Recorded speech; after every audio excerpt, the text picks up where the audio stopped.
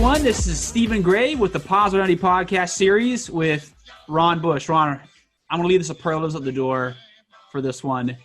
We're growing up and maturing. And you know what? People know your greatness, so there's no need to say it. Who's growing up and maturing? Me? Both of us? Together? I'll give you that credit. Yeah, absolutely. And Merry Christmas, everybody. This is our pre-Christmas show. Stephen was playing Christmas music. You'll notice, since this is the Positive Identity podcast, that it was people singing positive Christmas music, and it wasn't something by Marilyn Manson.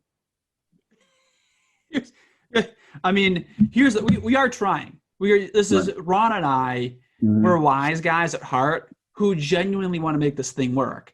And so we won't put you there, folks. You know, so but it's Marilyn in our head. It's in both of our heads. Marilyn Manson, if you did decide to do a Christmas Carol cover, it would be probably the baddest of the assest Christmas Carol covers ever. And I hope I've just planted a seed. You can do it without Nightmare Before Christmas is still big. The fact that no one's done the music version of that, that's it. It's Marilyn Manson doing a Christmas album. Marilyn Manson, A Nightmare Before Christmas. And you can base it around the settlers landing here, seeing all the Native Americans and all the Mexicans living in harmony, and we teach them. We teach them. The Mexicans were here that they came over. California. Listen, California, New Mexico, Nevada. All this was all Mexico. It was the East Coast. Mexicans weren't even Mexico yet. They weren't even known as Mexico until like the 20th century, really. When Christmas Crawford landed, generally speaking, in North America, let me clarify.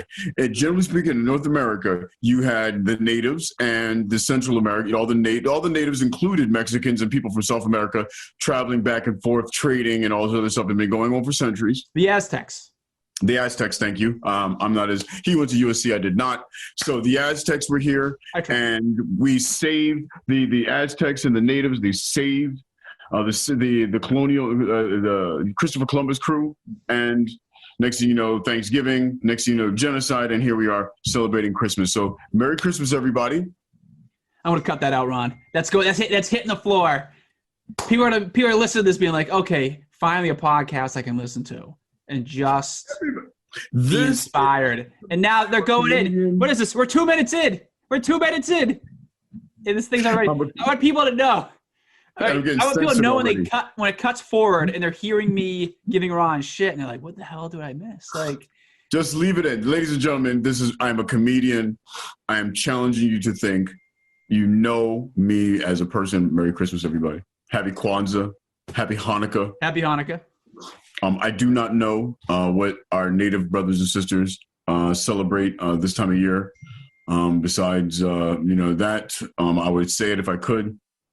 Stephen, of course, is manning the Google machine, which he has a quantum Google machine that I'm imagining he'll have an answer for us very shortly. But Merry Christmas, everybody. Yep. We're super festive today. And, obviously we're here to, race is a topic that you're like, oh, wow, Christmas. Just what I'm thinking about, race relations in America, as if there's not enough depressing stuff out there. Absolutely. But Ron and I, the way we're looking at it is, you know what? We have to laugh at some stuff going on in the world. And so, a quick backstory. Ron and I were thinking about this podcast. We're going to do a Christmas podcast. What could it be? How could this thing exist? And Ron took a second and then said, Stephen, I know just the topic. Ron, tell us what the topic is of our Christmas Positive Identity first Christmas podcast. Because much like everyone else who starts to check out these podcasts online through YouTube and gets to see the expressions on Stephen's face, I like to say things just to get those eyebrows up. Those are right there. You know what I'm saying? And so when he was coming to me with an honest and sincere, because he comes to me with honest and sincere things that he's expecting realistic and grounded answers on. And of course, that's not yeah, once he does that, I know that's my cue to be able to come up with the most ridiculous things known to man and get that expression on his face, and then I can answer him as needed be, even if we don't even get to the subject that he actually called me for in the beginning. But this time it was about Santa, and I remembered my trip. I lived 9 months in the country of Aruba. What up, everybody in Oranjestad and San Nicolas? It's called the former Dutch Antilles. Aruba, Bonaire, and Curaçao are the three islands. They call them the ABCs. They're basically, 20 miles off the coast of Venezuela, 30 miles off the coast of Colombia. And they have a Dutch Marine base on the island of Aruba. Thank you, Jesus, for anybody of gay orientation going to Aruba. That is, of course, my biggest that is my biggest selling point. But that being said, they have Dutch Santa in Aruba. They have Dutch Santa. Yes, they have Dutch Santa. And Dutch Santa, just like you're probably imagining, has elves. And this all sounds nice so far, Ron. I'm enjoying the story. It's a beautiful, heartwarming story. And so I'll never forget my first Christmas in Aruba. And, let's just say it, okay? It's Aruba. They're governed by the Dutch. So I'm probably inebriated in some form or fashion while we're out celebrating. And I turned the corner, and it's the first night of the display of Christmas, and there's Dutch Santa. Oh, that's awesome! You must have been thrilled. This sounds great. Right, with and there was like four little elves around him. Also sounds exciting. Yes, absolutely, and they were all 20-something white people wearing complete blackface in jester outfits. Yes. So Dutch Santa has four little slaves, complete with blackface and the big red lips. Yes, the big red lips, like you remember in cartoons. For screen sharing, let's see it. Boom. Yes. And they don't have the red lips like I remember, but hey, there's some photos. We looked with the red lips. Yeah. So, all right. So Ron, keep explaining to them as I bring this up. So I'm there. I'm visiting. I'm staying with Aruba with some natives. Here we go. There we go. Wow. Oh yeah. So that is full on. There's nothing left to the imagination there. This is what I say, and I turn to my friends who are natives, and I'm like, what the fuck? And they're like, Rumbush. No, Rumbush. This is Dutch Santa. Now and they explained what it was all about.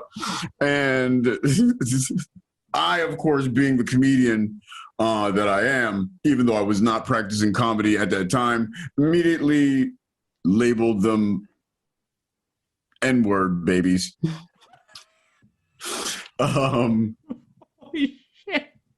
And so Santa, you're throwing gas onto a fire. So Santa and the N-word babies are delivering gifts throughout all of white Europe is basically what's happening. Right. Now they're making kids happy. All right, fine. Keep going. I don't want to ruin. Yeah, nothing makes white kids happy like a bunch of subservient black people. See, that's the thing. When I first saw this, my first instinct is like, all right, these are Dutch people. They don't know. It was a different setup in Europe. Clearly, this has to be some sort of thing. Santa being white and them being black, for Americans, definitely strikes a few of those chords. It's and real quickly, anyone who may not know history as poorly or as well as I do, the Dutch very much was involved in the slave trade. Very much involved in the slave trade. So they're not new to racism by any stretch of the imagination. They still struggle, like all nations do, with racism and all people. As we've mentioned before, racism is not indigenous to North America. So how was my question? How was it in today? How is it in 2020 that we have a white Santa and white people in blackface with red lips depicting slaves dressed as elves? All right. So first things first, we got to find out the backstory behind this, because there's always a second side to every story. And for positive identity, we're trying to find a way to work through things. And the big question we have is, how do we, in our multiracial society, how do we work with stuff like this? Well, we gain more information. So there's a racism debate. And while Australian children can't wait for Christmas, yada, yada, Netherlands, they have Black Piet. Zwarte Piet. We're going to find the backstory for him in a second. So this blackface helper hands out presents for the White Santa Claus, St. Nicholas, the Dutch representative, Knight of a Storm. Wow. Is Black Piet innocent, friendly St. Nicholas, or an offensive, old-fashioned character that encouraged racist stereotypes dating back to the Dutch slave trade? According to the children, Black Piet should stay, though perhaps a bit modified. All right. So all right. You know what? Ultimately, it's the kids who should decide things. The Democrats are like, you know what? It's the children who should guide our society. Or maybe not. I don't think Black Piet has to go, but perhaps change him a little bit. So the 11-year-old who is black. Oh, so this article, abc.net, is making sure it's going to all the kids of all backgrounds. It hurts some people that a white man paints himself black. It would hurt me if someone would sit in front of me and paint himself like that, because it would give me the feeling that he wants to humiliate me. Oh. Get this, a recent poll of 900 children found 9 out of 10 aren't happy with political discussions surrounding St. Nicholas' assistants, saying the quarrel spoils the party. All right. I jumped the gun a little bit. The kids have weighed in, and Ron, you're about to weigh in when you think about these kids. All right. So the origins. According to the historians, Santa Claus and his helpers have been linked to some of the wild hunt of the Odin while riding white horse. I'm not going to pronounce any of these Dutch names. I'm just going to give up and move on. He flew through the air as a leader of the wild hunt. He was always accompanied by 2 black ravens. These helpers would listen, just like Zwarte Piet, at the chimneys of the homes they visited, tell Odin the good and bad behavior of the mortals below. All right, so there seems to be some sort of religious backstory behind it. Santa Claus is by and large a pagan story that sort of evolved and took shape by the American system. And then, but however, Zwarte Piet is equivalent in Germanic Europe, originally presented as one of the more enslaved demons forced to assist their captor. These chained and fire-scorched demons may have been developed as black-skinned humans during the early 19th century in the Netherlands, in the likeness of the Moors who worked as servants for St. Nicholas. Uh-oh. We're starting to dig in. Oh, yeah. One or more demons working as help. All right, let's just, I'm going to control F for more. And we have, all right. Traditionally, Zwarte Piet is black because he's more from Spain. There we go. Zwarte Piet is usually put in blackface and colorful Renaissance attire in addition to curly wigs and bright red lipstick. So he is, so all that Odin stuff, but he is a Moor from Spain. All right. Yeah. So real quick, let's look at what a Moor is. Muslim inhabitants, and they don't look particularly black. Huh. Seems to be a little bit of a color difference than Zwarte Piet, and all them. Okay. So like anything, Ron, we have to figure out the intent first. We're going to talk about the origins, and then we're going to circle around to those kids, unless you want to touch on the kids first. Don't touch the kids. Yeah, let's just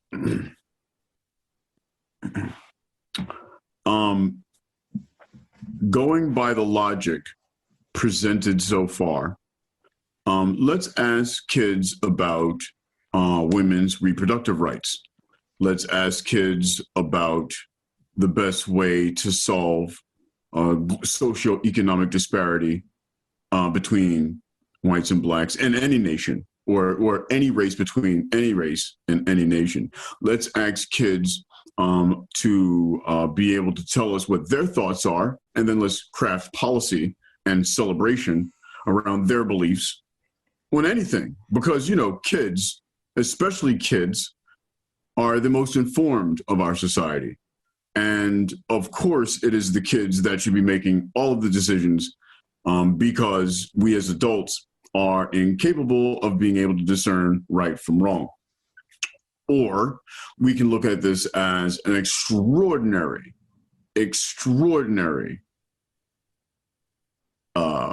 acceptance forced upon people of color, who are clearly a minority group in a country that is heterodominant, white dominant, that has no connection to the pain and the suffering that those types of imageries cause, and no connection to the pain that that type of imagery has caused around the world as it has been used in negative connotation.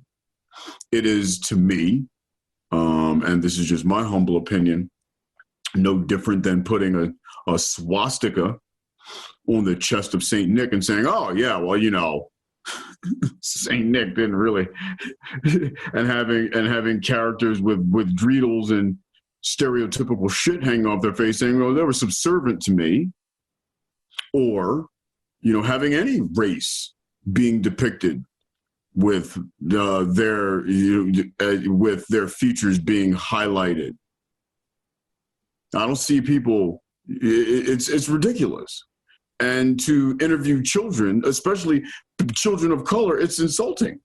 That kid has no idea what he's talking about, but the adults do. Every one of the adults, just like there was the governor, I think, out of Virginia, or somebody, and even the Canadian prime minister. It seems like a rite of passage for white males between that grew up between the 70s and the 90s. It was like some type of rite of passage to put on some form of blackface, whether it was Michael Jackson, Prince. It's unreal. Was there some sort of meeting or something where it's like, all right.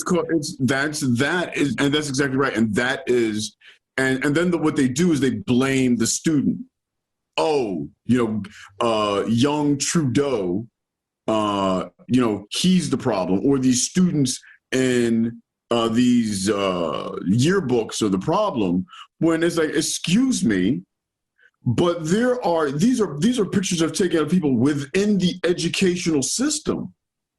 So there are professors, there are learned individuals that know the history. And if there was 3 ounces of give a fuck, somebody would have said something. Oh, by the way, maybe we shouldn't be putting white kids in blackface in a yearbook, because you know what? Maybe African Americans don't appreciate that. And in Dutch, in Holland here, maybe after 4 or 5 centuries of knowing what the slave trade did to Africans, to the social status of Black people globally, what it's done socioeconomically, spiritually to Africans in Africa, what it's done to African Americans and Black people around the world. Instead of us taking a look at that and saying, hey, by the way, why don't we just go ahead and get rid of that? Let's take a cue from the English, take a cue from the French, take a cue from the Americans, and pretend that we give a damn. We're going to go ahead and say, it's all meant in fun and games. Let's go ahead and keep painting ourselves black and just showing off these features that we find to be different and hilarious and cute, or whatever phrase you want it. It's systemic racism, no matter how you want to look at it. And I don't give a damn how nice you are. I don't give a damn how you smile and shake my hand when you start rolling out White Santa and subservient Black people that are dancing and singing to his tune. We are thinking what we're thinking, and I think that this is a learning experience. I don't think the Dutch prime minister or the king of Holland or whoever makes laws are ever going to watch our podcast, but if they do, I'm going to turn to you and say, seriously, guys? Seriously? Kids? We're going to interview the kids to be the moral compass of our racial identity. That article. All right. So I want to jump. I naturally a good podcast. There's two sort of back and forths. There's different perspectives. That's the sort of energy that makes this thing go. I actually largely agree with you. I largely agree with you because here's the thing. It's funny. I remember growing up when Dave Chappelle did this sort of like lighter white face newsman type thing. I thought that was hilarious. And it's funny for me. But the thing is, there isn't an equivalent that exists of like some sort of like non-white person with some white people, and like a sort of face makeup type thing. It doesn't really exist anywhere else in the world. And so to me, there's again, our job as a society is to find a way to make the other person, as much as humanly possible, believe that they are on your side. And to do that, some people might say, it's makeup. Who cares? It's like there's soot in the face or whatever. It's we don't see the more things from Odin, whatever. For periods of time, we have to do things that to certain parts of our brain may feel illogical to make it so other people feel that, what, this isn't a game. They're taking this seriously. They're taking my safety seriously and equality seriously. And that's a fairly easy ask. Don't do the whole blackface thing. It's like you could like, no, and that's the thing. There is a world, that's a conversation for a different part of this podcast, or maybe another podcast where we talk about, all right, well, can people do other faces of other races? And like, I would say the answer right now is no, but also at the same time too, Ron, and you said this before, there is a limit to this, we got to make everyone not offended type thing. Right. I think, though, this is one area, though, where maybe we just don't do the racial makeup thing. And we'll dress up as a transformer, dress up as Jesus, dress up as Harry Potter, or, I don't know, Ice Cube. But you're going to have to do the non-racial version. and just to go off of what you're saying, Stephen, I am anyone who watches my stand-up, I am the last person that's going to go ahead and say, you listen to me on this podcast, for God's sake, if you walk away thinking that I'm the politically correct one out of the two of us, you have just obviously not been paying attention. So I am nowhere near a word police. I truly believe that, I think that the cancel culture is a form of discrimination. I think it's hypocrisy at its height. I think it is toxic. It's as toxic as the Proud Boys or any of these alt-right groups, this whole cancel culture. And we can get into that in a few moments, but let me finish my thought. But that being said, something like this is just so firmly rooted in racism. It's unexcusable. And there is nothing funny about it. Unless you're a comedian like me and you're looking at it and say, this shit is hilarious because it's so offensive. It's like watching that. I don't know if you guys have ever seen the Howard Stern, Ted Danson, what's his name? Who was George Jefferson and the TV show, The Jeffersons, Helmsley. Have you ever seen that episode where? No, I haven't seen it. Oh my Lord. Ted Danson and what's his name? Helmsley from the Jeffersons. The guy Helmsley's dressed up in drag. Of course, he's black. Ted Danson is Howard Stern is dressed up like Ted Danson, and Liam Helmsley's dressed up like Whoopi Goldberg, and they're parodying this video that Whoopi Goldberg and Ted Danson had put out, where Ted Danson's dropping the N-word and they're laughing and giggling about it and all this other stuff back when they were dating. It is the most offensive thing you could possibly see. And yet it is hilarious because it's so offensive, And but that's shock jock Howard Stern, really using the sword of racism in what I consider to be not only offensive, but almost in a brilliant way to highlight the hurt that Ted Danson and Whoopi Goldberg were doing in that video. That being said, we are now talking about a Christmas celebration. And anything. It's like it would be the equivalent of. Can you imagine if instead of having white people in blackface, it was elves dressed up as subservient women with aprons around their waist, with their hair up in bouffants, with little spatulas and brooms in their hands, saying, "I'll clean up after after all the mess." Oh my goodness! Open the gifts. I'll clean up all the mess. Do you want to cook? And could you imagine that? Could you imagine if that was women being subservient to some white dude, throwing things on the ground and dancing around in fire and be happy that they're able to deliver these things? It would never happen. It would literally be canceled this week. Maybe we should make them Asian and give them like all the stereotypical Asian features and pretend that that's not offensive. And again, folks, the reason why I say this is because there's another way forward. You can challenge people to think about things and not be offensive. And you can celebrate your history by not being offensive also. Global history is global history. Literally right now, there are hundreds of millions of Africans, Black people, African Americans, people of African descent that are dealing with extraordinarily horrible living situations that can be traced directly back to the slave trade. And so with these types of issues that are going on, it's just calloused to not recognize that for what it is, I think. And, I'll step off my soapbox. So I'll step off my soapbox for now. It's fancy because I think that article we looked at was an Australian article, Sure. And who are known for their tolerance. but it's Australia. Talk about their Aborigines there, isn't it? Yeah, go ahead. Yeah, but Australia never. That's the thing. This is a larger thing that you're sort of reaching at. Australia was never really engaged in the slave trade.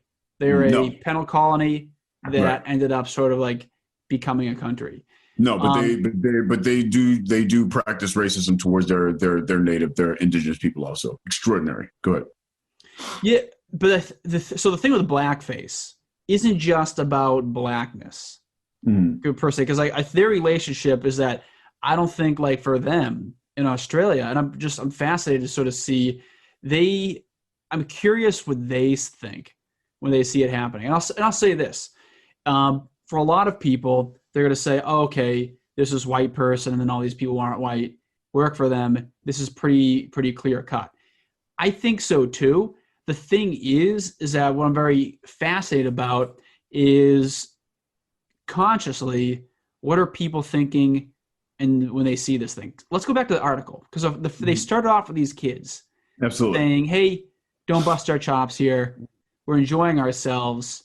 There's got to be more.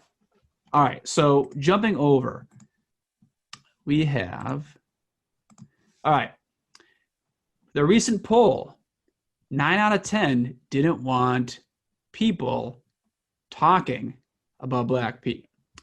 So are the adults listening? The same are children say adults aren't listening to their opinion. Critics cite the history. In 1863, slavery was abolished in the former Dutch colonies of Suriname and Dutch Antilles, ending 200 years of slavery.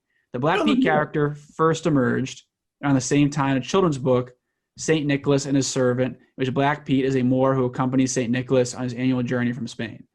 Now, when 150 years later, they point out that Black Pete embodies negative stereotypes of Black people during the colonial era, should be banned. The United Nations lent weight to opponents, saying it promotes discriminatory practices and stereotypes. Critics also point to racist songs about Black Pete, like, "Don't worry, my child, I am a good friend, because although I am black as soot, my intentions are good."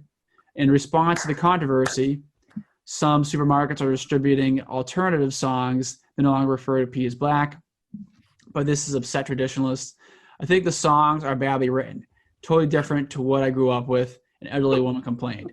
Parents supporting the festivities tell their kids that Pete is black because he climbs through chimneys to deliver the chocolates and other goodies into children's shoes. While elements of the Sinterklaas celebrations were adopted in the U.S. and elsewhere to become Santa Claus and his Christmas elves. In the Netherlands, St. Nicholas in the spirit of giving are celebrated earlier in December. Tensions accompanied the annual live televised event this year when huge crowds greeted the old white horse riding St. Nicholas and his extensive team of black painted helpers with their trademark big red lips and fuzzy black wigs. I'm going to finish right here. Unprecedented security surrounded the official welcome with special police and guards, ensuring the event, attended by thousands of children and their parents, was held without incident. Several Piets were sooty-faced rather than blacked up, an attempt to dampen criticism. The crowd was vetted at access gates with body searching and black bags while the mayor imposed emergency rule in the usually peaceful, sleepy town near the port city of Rotterdam. All right, we're going to go back to that in a second. Wow. Then there's some security. They're like, we're moving forward with Black Pete.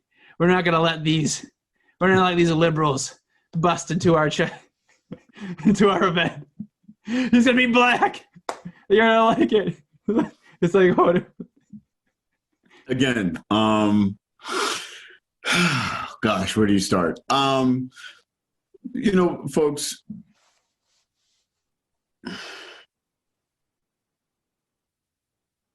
until we're able to have just an honest conversation,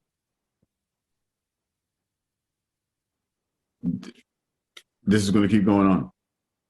Listen, let me tell you something, okay? And this is just me. Let's pretend I'm planning on having a Christmas celebration, and I want everybody coming happy and festive and giving gifts and celebrating life and religion and all the things. Christ the child was born, whatever you consider Christmas to be. Surely making sure that you're patted down for guns and bombs, because people that disagree with the fact that you have slave children working subserviently for the white overlord to deliver gifts to the white people. And it's even though I'm black, I'm good, right, gang? Yeah, I mean, the thing, it's like anything. You got to build up evidence, and there's enough evidence to say, you know what, Ron, I think we're canceling Christmas. We're about to cancel Dutch Santa and his black. You know what? I think we're about to cancel him. Here's the thing. I'm not a cancel culture fan. I don't believe in it. People are going to believe and celebrate the way they want to believe and celebrate, congratulations on that. What I'm saying is, if you are a state, a country, with a diverse electorate, whatever you want to call it, population, probably now is a good time for you to start weeding out all of these sexist, homophobic, racist, and xenophobic stuff. It's just time. There's nothing, no one's getting anything from the Confederate flag hanging over some state capital. No one's getting anything. There's not a point in your day that anyone ever has woken up and saying, my goodness, my day is so much better because that Confederate flag is hanging over the state capitol, or thank God that statue of Robert E. Lee is there to make me feel reassured that what do you get from that? You're literally getting nothing, and the same thing goes for slave babies, slaves being depicted, being subservient. You're getting nothing from it. If your goal is a happy holiday celebration, I would imagine that you'd get something from it, even more. You'd get more from it if everyone felt included, and everyone was actually focused on the things that bring us together, than looking at these clear statements of the white supremacy mindset, because that's what it is. The white supremacy mindset is that the white person is the dominant human. And what goes for them goes for everybody else, no matter what the actual numbers of global population is, and that's just the way it is, and, believe it or not, to my conservative brothers and sisters, I don't have a problem if you love the Confederate flag. I literally don't care. I don't care if you fly it on your house. I don't care if you put it on your car. I don't care if you have it on your T-shirt. I don't care. I don't care. I don't care. But in a country where equality is necessary, then let's go ahead and make sure that everybody feels welcome from the state and federal level. What you do as an individual, that's fine. I get it. But government-sanctioned systemic racism is a problem. There's a religious verse that I go to for things like this.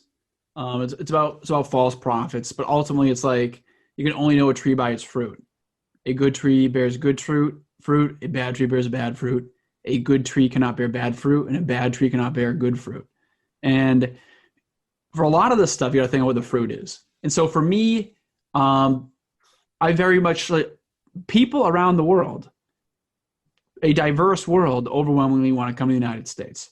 They want to be part of the system. They really believe, looking around the world, that their lives are going to be better. And our retention rates are phenomenal. Like 90% of people who move here stay, or something like that. Right. You could also recognize that trees, the seed of things, are also complex too. Wealth inequality among races. That's a huge, huge deal. Like you go to Boston, the average white household have like $192,000 net worth. Black Americans, it's like some ridiculous number, like $5 or something like that. Right. For positive identity, what we're trying to do is we're trying to create a system, and like this Piet thing points to that, is we want to fully commit to a more equal society. And there are going to be times where, we in the podcast could be like, people aren't being good to white people, and here's why we're against that. Or aren't being good to Hispanic people, aren't good to Asian. Absolutely. Every group of people has to know definitively that we're on their side. So there are a lot of people who are like, Ron essentially said, as a black man, you could keep the flag. You just have to work for me. The thing is this, we're going to find out who you really are, and that flag embodies who you really are. And so ultimately your actions will say everything. If here's the thing, if someone's like, yeah, like the Confederate flag, but I also want to, when I die, I want to donate all my money to, black people in Mississippi or something like that, then all of a sudden that flag, when we talk about states' rights, maybe we start to see that in a different way. Like the American flag, okay, if Americans take our wealth, there's a lot of people with wealth in this country, we help black-owned businesses, we help people, housing for people who are African American. We do stuff so we're fully committed. And the Bible specifically says, it's not that you should suffer while others are hard pressed, but there should be equality. At the present time, your plenty will supply what they need. So in turn, their plenty will supply you need. The goal is equality. And so there is nothing that exists for this Piet Claus thing on their side, Santa Claus thing on the other side. There's no black person, white people, nothing wrong with that. I can live without both directions. And I think, the people that are but the kids, it's ruining it for the kids. Dude, this is a corporate pagan holiday. I'm as Christian as it gets. I'm quoting Bible verses. Christmas is a corporate pagan holiday. Jesus wasn't even born this day. It was chosen because it lined up with the pagan calendar and the moon cycle shit, so some stuff we just got to let go. We got to fully commit.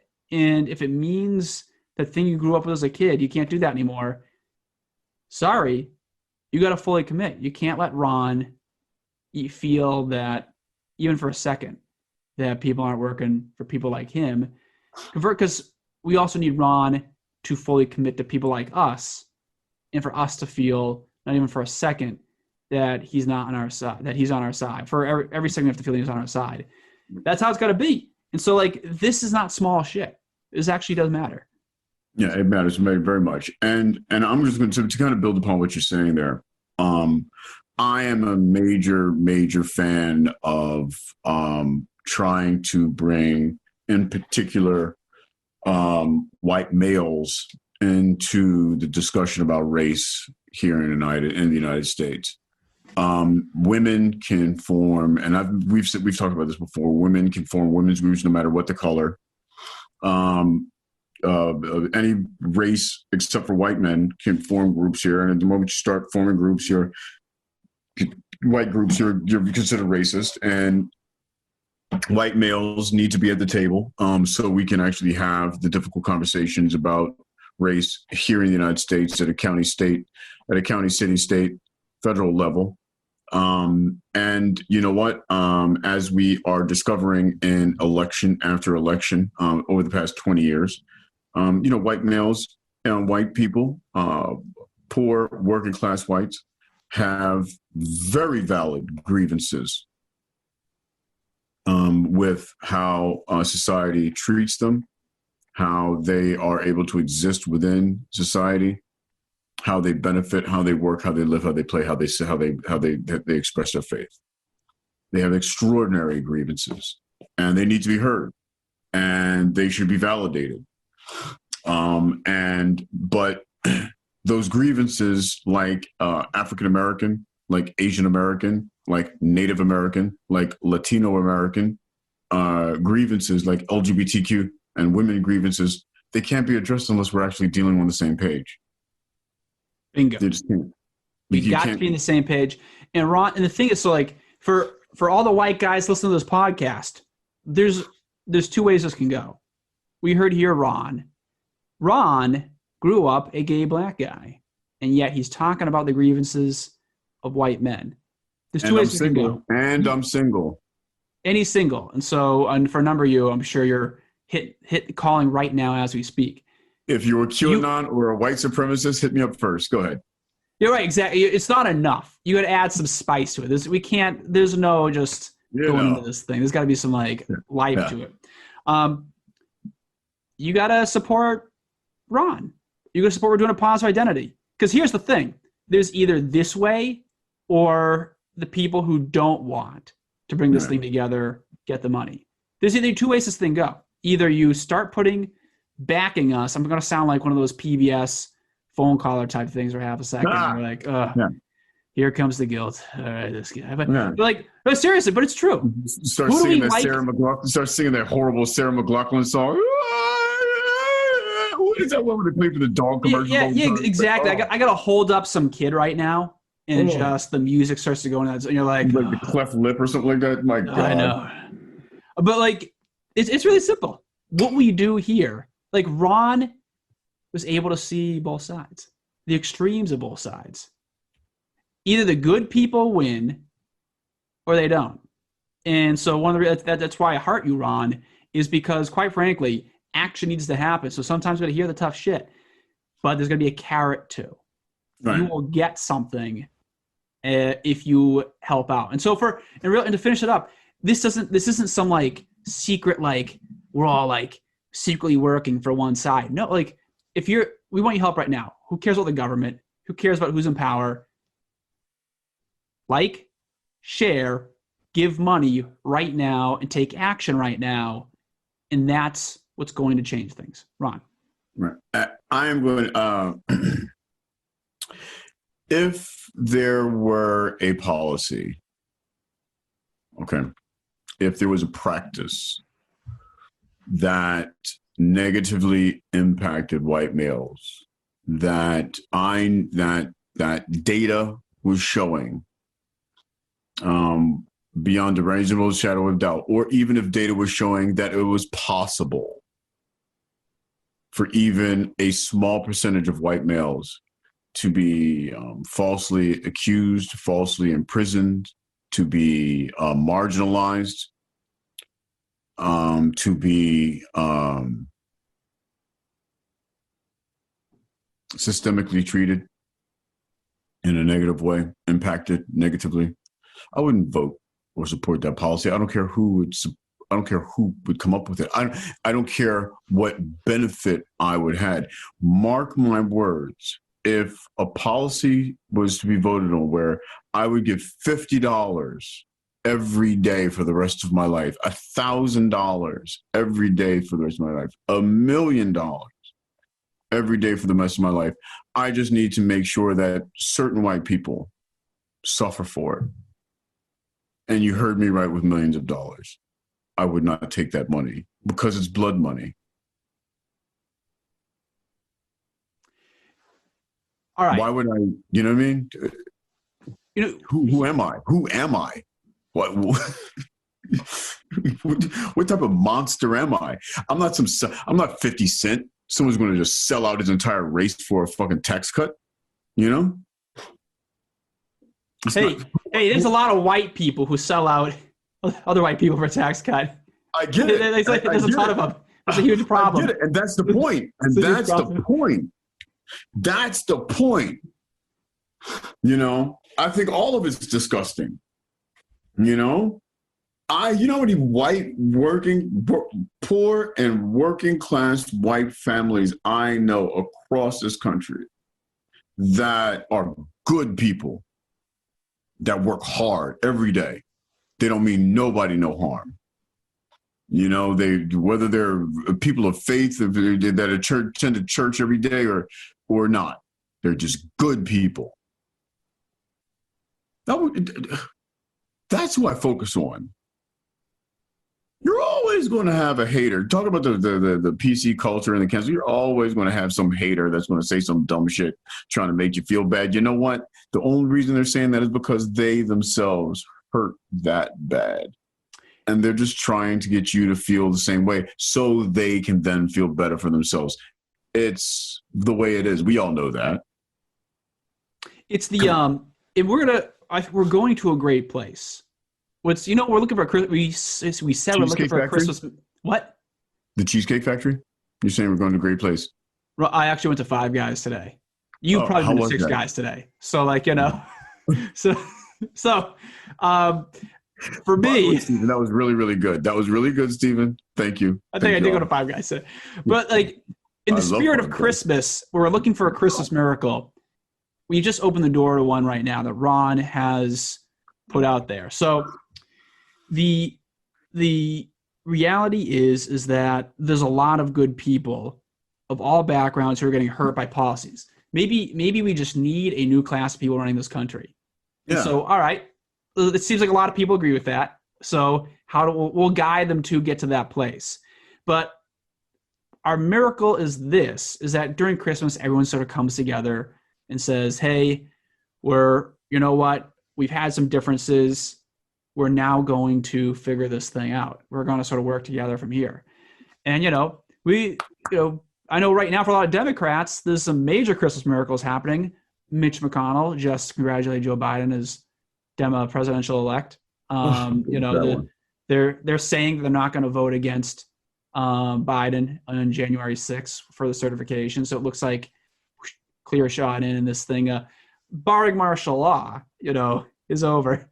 But the thing is that we have an opportunity to rewrite this country. Every new administration brings new ideas. We remember when Obama first got in, there's a Tea Party immediately springing new life and right. Marches and all that.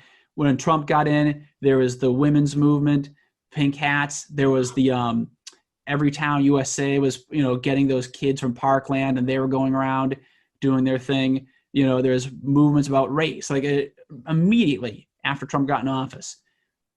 These few months after Joe Biden gets in office are going to set the tone for what is the point and counterpoint that are defining this country. And I would argue what Ron's talking about right now is the counterpoint to this division point that's a running society. We've all gotten the stick. This society is based on the stick. We now offer the carrot. That's what positive identity stands for. You help us, we will help you. You change your ways to help us, we'll change our ways to help you. And we're going to keep doing this and going back and forth until something truly great happens. And I'd argue that's the sort of narrative that we're going to start defining. I agree 100%. And again, I just want us to all start listening to each other a little bit more, giving a shit about each other just a little bit more, not talking past each other, but actually showing compassion and, trying to walk a mile in each other's shoes, just so we can understand what these people, what everyone's going through. Because you know what? At the core, these are valid points, and they need to be addressed. I mean, again, you don't improve unless you have the honest conversation. For those of you who are married, when you and your spouse are having that argument, you know when to back off and let it go. A good marriage, right? We're in a marriage. You're right. No, but Ron's right. If we want to be a good marriage, you know when to back off and let it go. You know what's important. You know what's not important. You know how to reapproach a subject when the other party's cooled down. You know how to respect your partner. You know how to love your partner. This is our country. We have one country, folks. We have one country. And if it requires giving up just a little bit of something. I was watching the interview from Offset. And for those of you who aren't into hip hop, Offset is a really great rapper, very popular right now, one of the members of the Migos out of New York. He is married to Cardi B. And if you don't know who Cardi B is, my God, where have you been? But Offset is married to Cardi B. Cardi B just won Woman of the Year for being an outstanding entertainer. And what pushed over the top was her song with Megan Thee Stallion, WAP, WAP, Wet Ass Pussy. And Snoop Dogg. Don't forget that video. Right. And Snoop Dogg, who's friends with Offset, was saying, basically saying some sexist shit. I love Snoop, but this is toxic masculinity. That wet ass pussy goes a little far. And Offset came back and was like, he's like, boom, I love Snoop, but if I could talk to him right now, I would just tell him we have been telling women what they can and can't do for so long, and they've been subjugated and they've been oppressed for so long. Just let them do them. Let them dictate what women can and can't do, not men. And there's a few things that we as men have to give up. That I don't, maybe it's just a gay dude in me, but you know what? If it ain't putting money on your table, if it ain't putting food, if it ain't putting food on your table, ain't putting money in your bank, if your kids and your family aren't sitting around the table laughing in joy over the oppression of somebody else, give it up. You're not losing anything. But guess what? If you give it up and all of a sudden you have more friends and you have rich relationships and you have opportunity that comes because an inclusive society means everybody can benefit. And now all of a sudden your most deepest and darkest concerns about your own life, about your own family, about your own savings, about your own prospects for a happy America can be also addressed equally because this is about equality. Can you imagine the day that white men are able to sit down at the table and say, hey, I want equality too, and they are valid? Hey, this is something it's not allowed on Twitter, Ron. I appreciate it, but it's not allowed. What I mean? But this is something that disproportionately affects us. This is something we need. Boom, let's do this. I'm like, bang, bet. Let's do this. That's what equality is. That is what equality is. To me, it is that everybody listening to this podcast has the exact same opportunity. And the moment that that's not possible, we are able to reevaluate and adjust, make the changes and move forward. Lord knows if I have to listen to one more white man disempowered, yawning on and on and on and on about the bullshit and he has no recourse to do. And, that's half the date. Lord, come on. First of all, you're straight. Stop it. Second of all, why are we on a date? It's tough for the straight male community. That's a whole thing in itself. There's real issues that it's Christmas And we want people, here's the thing. It's actually a really tough Christmas out there for people to sort of know. Hundreds of thousands of people are dying. We're trapped in our homes. People can't see each other. People are losing their jobs. Right. Places are starting to end their, their no kick out of rent policy. Yeah, and so like it's a really tough world out there. It's scary now. Yeah. And so for some of you, I want to round this off because then I want to start talking, as Ron, I want to spend 10 minutes talking about our Christmas plans, gifts, stuff like that. But just to sort of round it off, we kind of talked about like the race thing. You may think, well, that's not going to pay the bills. I don't give a shit about XYZ thing.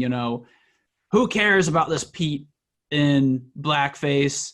My kid is looking at me and wondering if I can put food out there, if I can be someone who protects that. Absolutely. I'll say this. Sometimes it's good to take your mind off how screwed up the world is, to think about something else screwed up, to at least give you something you control over. We can't control the economic situation right now, but we can call our congressmen and women and yell at them a lot for relief of some sort. But what I'd say is this, is that, hopefully in hearing this today, in what may seem like a small problem in the span of a lot of bigger problems that we're all going through, anything that we have control over that we can change is a problem worth facing. And Absolutely. If we could start to make small changes now, we can then use that energy, and knowledge to make even greater changes. Absolutely. So Ron, now that we spoke to that, so what are your Christmas plans? Can I add one thing to that real quickly? How dare you? Now let me finish it. Exactly. I'll just add this one thing. To anybody who kind of feels the way that Stephen is, depicting that it's hard to put food on the table, and what does this thing in Dutch have to do? You know what? It's all connected. We're all connected. It's all connected. And systemic racism between all races, inequality amongst all people is a global thing. It's not specific to any city, county, state, country, province, whatever. And so just understand that what we're trying to do is we're trying to weed out the problems as we're able to get to them, because there's so many. There's still Jim Crow laws out there. There's still women inequality laws out there. Transphobic, homophobic laws out there. So let's just, as we come to them, let's get rid of them. Life is about taking inventory and getting rid of the stuff that you don't need anymore. And so, that's all I got to say. It's all connected. How can we all bring people together a little bit more joyously? And for Christmas, man, I'll tell you, talk to me, Ron. What are the Christmas plans? I don't know what I'm doing for Christmas. Here's the situation. 3 of my, we call ourselves the friend family, chosen brothers, whatever you want to call it. 3 of them have pre-existing conditions. One of them works in the entertainment industry like me and Stephen do, and he was on a major movie shoot in Montana. He's in the electronics union. He was getting tested twice a day. Literally, you don't get anything more secure than a movie shoot right now, on how many times a day you're getting tested and all that other stuff. And he came down with COVID. Oh, no. Yeah, and he's fine, thank God. He is one of my closest and dearest brothers, and thankfully he's fine. And I'm getting tested every 2 weeks, thankfully I'm fine, but I was just talking to them. We're talking to one of my brothers today, Damien, his kids are 19 and 20 and they're going off to school now. And, this is like that holiday season where we get together and be able to see them. I haven't seen Liam now, he's he's like almost 6 foot. Right. I haven't seen him since 4 or 5 months, 6 months, and it's real difficult. My mother is, she's got Parkinson's. She lives in Jamaica. Jamaica is a third world country. They're not letting Americans in unless you do a full 14-day quarantine someplace. And then I come back, I have to do a 14-day quarantine. And everything. You know what? I am praising God that all of my friends, including Stephen here, and such, are healthy and have made it through this year. But I don't even know if I'm going to be doing anything with my loved ones for Christmas. Probably I'll end up getting together with a bunch of stand-up comedians because, let's face it, stand-up comedians have nothing to live for. So the darkness of stand-up comedians is just existential pain. So if anybody gets COVID and is on their deathbed, there's clearly a joke in there some places. So we'll be at his deathbed thinking of one-liners. What's the last thing I'm going to say as I'm going into the tubes? I was telling yeah, this is going to be offensive, so I hope everybody appreciates this. I was telling Jamie, because Jamie was like, he's like, oh man, I have COVID, I have these body aches. And I was like, well, listen, Jamie, because he's straight, and when he was younger, he used to look like George Clooney. He don't look like George Clooney no more. Let's just be honest about that. But I told him, hey, listen, what I'm saying, and he's still a good-looking guy. If he sees this, he'll be offended. So I'm going to say, let me just say, Jamie, come on, you're still a pretty little guinea. He's Italian. New York Italian, so you guys can call him any names you want to. He gets it. But I told him, I was like, hey, listen, if things make a turn for the worse, and guys, you understand, this is one of my bucket lists is some deathbed pussy. If I could get some deathbed, I'm saying, come over there and right before you go, then we have a good story to share at the eulogy. But since that didn't happen, he stole that from the jaws that stole that from me. So now I'm trying to figure it out. We are going to buy gifts. The kids usually for the past 5 or 6 years have only taken gift cards anyway, because how do you buy gifts for somebody? Oh, gift cards? What do you buy for any stuff? I mean, honestly, if you're not the parent, what do you buy a child between the ages of 14 and 19? You have no idea. Just give them a gift card. No. You don't know. Here's I'm anti-gift card. I don't care about their feelings. You're getting a gift from me that represents from me to you. Well, you may not like this thing. I'll give you the receipt to return it. You're getting a gift. You're going to get something. The gift card thing. I'm firmly against. I used to be a gift card. To your defense, I do go to Walmart or to CVS, and I'll buy like one of their $9.99 toys that are meant for children. You know what I mean? And you can get some really great. There you go. That does it. Yeah, you can get like super soakers. You can get remote control vehicles. You can get all types of really cool, cute little things for under $15. Throw a gift card on it, give it to them. So you can, because I one of the things that I love about Christmas is, when I was a kid, being able to open the gift and have these toys that you could play with. There's something about it. It's not socks and shirts and bullshit like that. Don't give me that trash. Give me something I can play with, that I can have a good time with, that we all can share with. So board games, remote control vehicles, bondage, BDSM gear, things like that. I just want good underwear. I just want like good underwear. There's nothing like having a fresh pair of underwear that just fits right. And if you've ever seen Steven's underwear, Lord knows he just needs as many fresh pairs of underwear as you can get. I mean, he just sweats a lot. Oh, hey, Ron, I was spoken in confidence.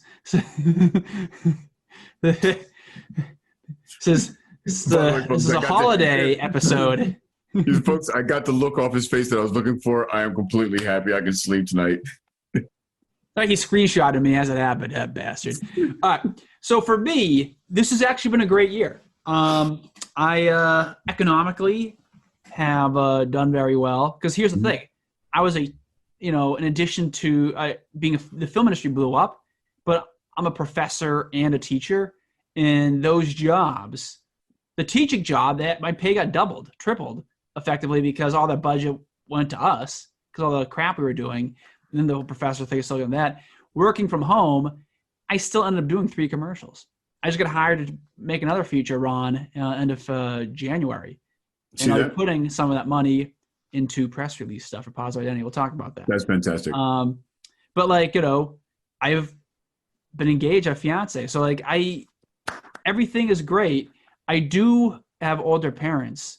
I do have a mom that will show up unmasked to certain rallies and events, and obviously that's a whole thing in itself that, you know, We have not we'll talked see. about this, Stephen. We'll see what happens. I mean, ultimately, and she's a wonderful person. She's made about 20,000 masks for nurses and frontline workers. That's so beautiful. Yeah. I care deeply. It's just gonna be me and my fiance. Yeah. The people I always spend time with are my family, and Yeah. I'm not gonna see my family, and I don't know when that time is up that I won't see or hear from my family anymore in this world. I know this vaccine news is coming, and I don't really think about that. And it's one of those things where, you know, is it a naive thing to not be concerned about it? It does pop up in my head, but right now, as far as I'm concerned, that time will come for everybody. You know, your mom has Parkinson's, and she's suffering. I know eventually, you know, that's going to eventually happen to me. And all I can do right now is appreciate the fact that me and my lady, we're gonna, you know, drink a lot, watch Christmas movies, and just borrow in to our place. Yeah. And this goes to what I'm trying to get to. I'm trying to get to something here. I'm gonna talk about the Bible a lot. It's Christmas, all right? Right. I'm quoting the Bible, motherfucker. It's fucking Christmas, all right? Go. So, Let me like, hear it. you know, God. There's a story about God giving bags of gold to different people. He gave it to 4 different people or 3 different people, and like one person doubled their bag, another person got 2 bags, tripled those bags, another person got 3 bags, quadrupled them, another person buried their bag of gold. God came back and was like, "You who doubled it, awesome. You who tripled it, amazing. You who quadrupled it, whatever, incredible. You deserve high praise. You who buried that bag of gold, you deserve to be looked down upon as someone who has failed." And when let's go back to the equality thing. When you're given stuff, your job is to multiply it or give to the needy and stuff like that. And what I've been wrestling with is that, you know, the film industry, everyone wants to grow up and be Steven Spielberg. And then one day you grow up and you realize that, why did you want to do that? And once you start asking those questions, all of a sudden the world becomes much bigger. And, you know, Rush Limbaugh was talking about Civil War just a few days ago. And the reality is this, you know, this world that we live in will not stay this way. It's just life is about change. And I'm not trying to like say some dark foreboding future or anything. I don't know what the future is going to be. What I do know is that if you have the ability to do so, you have to do something to make it so what's good in your life, there's more of, and then make sure that is given to other people. And so there's a work that needs to be done. You know, we ask, why am I doing this podcast? Well, there's clear, like, what we're dealing with in America is the template for the world is dealing with. India can't figure out the racial issues. Lots of Africa, different ethnicities, China, really wrestling over it. South Africa, right. We're the template, and it affects everything, as Ron has said. And so it's been a great year. 2021 is going to be an amazing year because this is where all the fruits of the past can now benefit the present and the future. So I'm getting a bunch of gifts. Well, she'll like 3 of them, return 2 of them. And, you know, as far as I'm concerned, that's 2020 for me. You know, you said some really beautiful stuff. And for me, 2020 was a devastating year at first. You know, this is a New Year's podcast too, I guess. Yeah. So, the state of California shut down a week before I was shooting my hour comedy special. You know, I left the company I was working for the middle of last year. Right. Started my own company in December. Started doing business in January. I guess you guys, and I guess you guys can imagine how that's gone. So the year was very challenging for me at first. And then to carry with the God conversation, then I went within and I made sure that I was having a clear conversation with God, with my higher power. And something that I know for a fact is that no matter what's happened in my life, I've always been able to take care of myself. And although I have not made the amount of money that I would have liked to have made this year, I've actually done pretty well for myself. And I've booked some good deals with my company.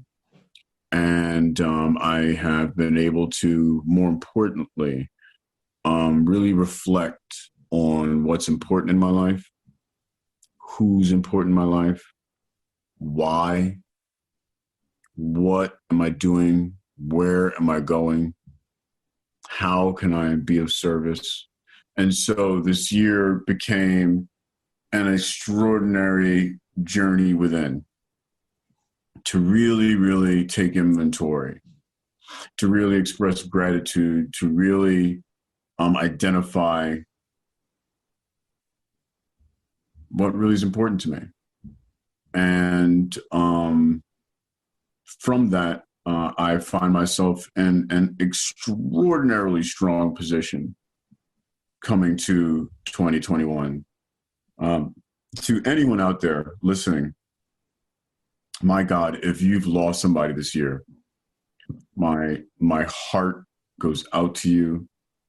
I send you whatever love I can. Totally. You know, I've lost people like, you know, through violence and different situations. And, you know, I've had a challenging childhood, as you kind of get from these podcasts. So I understand and I have compassion for what you're feeling right now. In particular, one of my good buddies, he lost his mother this year to cancer. A friend of mine, Brendan, love to you. Chris Lyman, you lost your father this year to COVID. Love to you. There has been some tragic loss, but my God, listen, folks, we're here. And by God's grace, hopefully we'll be here when Christmas arrives and when the new year arrives. And I think that if all of us if we can just return to compassion, if we can just return to listening to each other again, if we can return to making sure that everyone is in this together and has a fair shake, 2021 is going to be a magnificent year. This podcast by 2021 is going to blow up. Me and Steven are going to be on tour, coming to a city near you. And we're going to be talking to all different types of wonderful, wonderful people moving forward that I'm extraordinarily excited about. So let's just all take solace in the fact that no matter how bad it has been this year, the reality of it is it could be worse. And that's what I'm focusing on. My mother is healthy and strong, all things said and done. That's great. Thank God. That's awesome. Yeah, she's still getting around. You know, she's got there's strong genetics in the family. You know, she's got early stages Parkinson's. So, there's it's not a marathon anymore. But, by God's grace, she'll be fine by the time I'm able to go see her. I will be one of the first people able to get a vaccine. As soon as I'm able to get a vaccine, I will be getting that vaccine, and I will go to see my mom. And so just everybody, just this year has given us a lot of time to think about what's important. Please, please, please think about it. What truly is necessary and what's important, besides laughter, love, abundance, and equality. Oh, and the Positive Identity podcast. That's all you need in your life. There's a lot of podcasts out there, folks. That's old 2020 news. Yeah. We're the 2021. And I'll say this, and I want to finish with this. There's a lot of people talking about the Great Reset. I think some EU or Davos, people have talked about some articles. There's been some articles, and of course now obviously there's people thinking, New World Order and stuff like that. And we're not going to comment either way because, quite frankly, I just want to listen and hear what people are going to say. Mm-hmm. But I think we have an opportunity for a good reset, and that's what the positive identity is going to be doing. Yes. We're going to have a good reset, and as people start to walk out onto the streets again after this vaccine stuff, there's going to be the ability to rebuild ourselves as human beings, right, in a real, profound way. Absolutely. And so, Ron, and I'm finished. I want to and that's the next podcast. Yes, so I'm teasing towards that because when we get back in 2021, that's next time we're back together, and that right there is we talk about. All right, society is falling apart, but sometimes when it falls apart is when you can really truly build it back together, even greater than before. How do we do that? Yeah. And how do we do that? I am going to make. Do you want to save the answer? Do you want to tease an answer? Tease an answer. You're going to tease the answer. I'm going to give the statement. I am going to make the Patti LaBelle sweet potato pie on Christmas Day. I'm going to make some fried dough. It's a mom recipe passed down from mother to son. So right on, fantastic. And why don't you tease it, Stephen? I'll give it all away. So since you're the producer of this group, why don't you tease who our next amazing guest is or whatever? We just have some of the bomb-ass guests you're ever going to fucking imagine, and y'all better be ready. Go ahead, Stephen. Okay. Oh, so the guest that we have coming up, let's just put it this way. Crime, race, policing is 2020 at its core. And it's like literally this country had the biggest protests ever in history. We're about to have somebody on who is a gangster in all sense of the word. And we're going to find out what this person thinks about what we've seen in 2020, where they came from and how it was, and how do we look at this stuff going forward. I am so pumped. I can't wait. Me too.